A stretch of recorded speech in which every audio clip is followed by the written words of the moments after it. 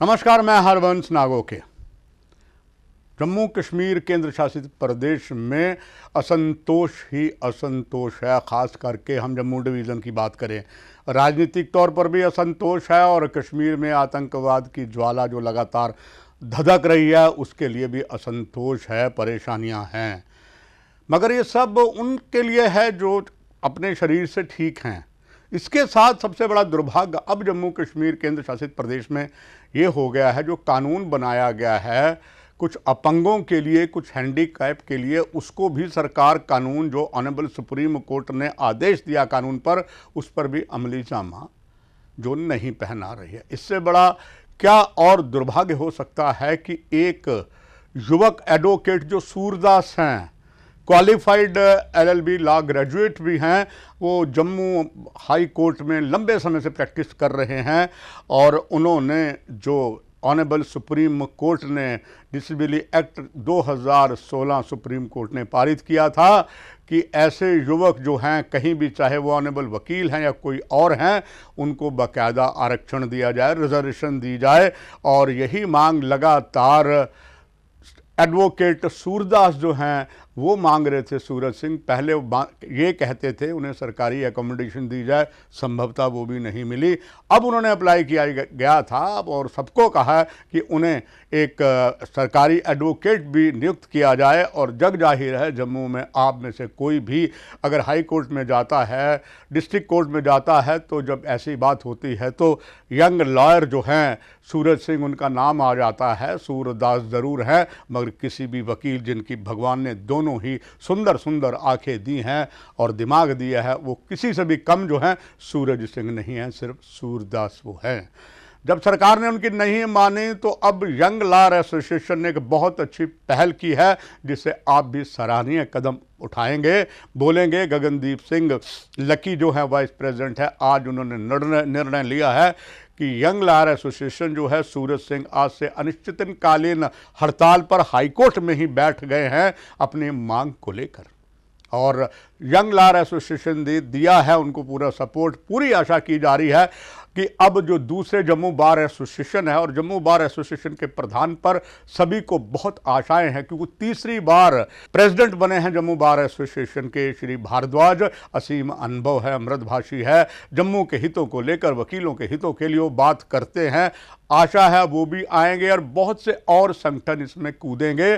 और सूरदास वरिष्ठ एडवोकेट युवा सूरज सिंह की जो मांग है अनिश्चितकालीन में वो बैठे हुए हैं, उसकी पूरी करेंगे।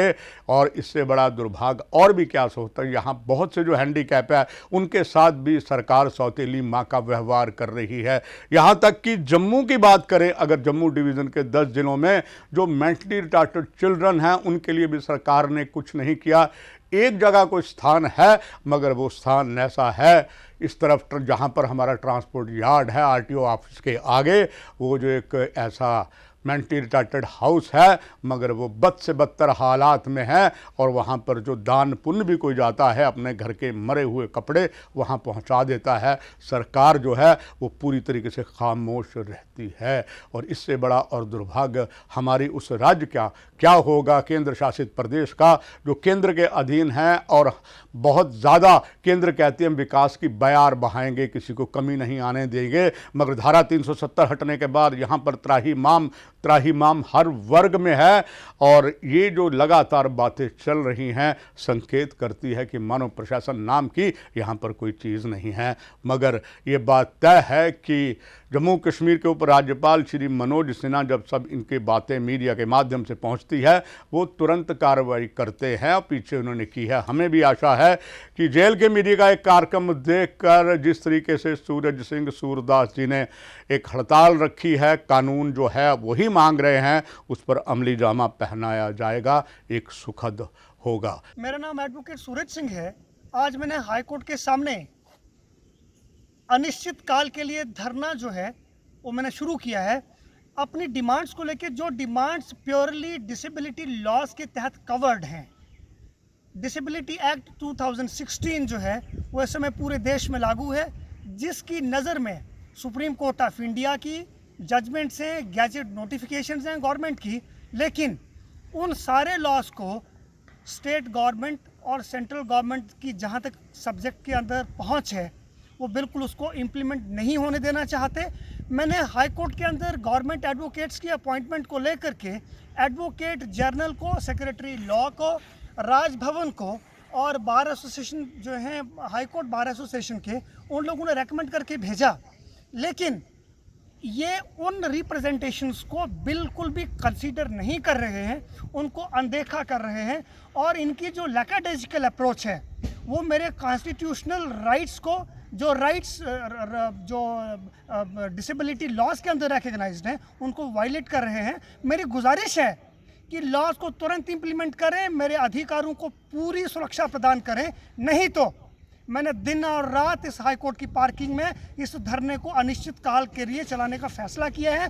जब तक सरकार किसी प्रॉपर तरीके से कोई मेरी समस्या का कोई समाधान नहीं मुझे उपलब्ध करवाती, मैं इसी तरीके से इस पार्किंग में डटे रहूँगा। और सरकार ने जो आज तक ज़्यादतियाँ की हैं, जो वायलेशंस की हैं, जो संवैधानिक अधिकारों की सुरक्षा को छीना है मेरी को, मैं उसको सारी दुनिया को बता के रहूँगा कि भारतीय सरकार, जम्मू और कश्मीर के राजभवन के जो अधिकारी हैं वो मेरे साथ कैसे ज्यादती कर रहे हैं। ना कहूं से दोस्ती ना कहूं से बैर की कहावत को याथार्थ करते हुए जेल के मीडिया आगे भी चलता रहेगा। फिलहाल इस कार्यक्रम में इतना ही। नमस्कार। For more updates, do subscribe our YouTube channel and don't forget to hit the bell notification icon. And if you are watching this video on Facebook, do follow our Facebook page.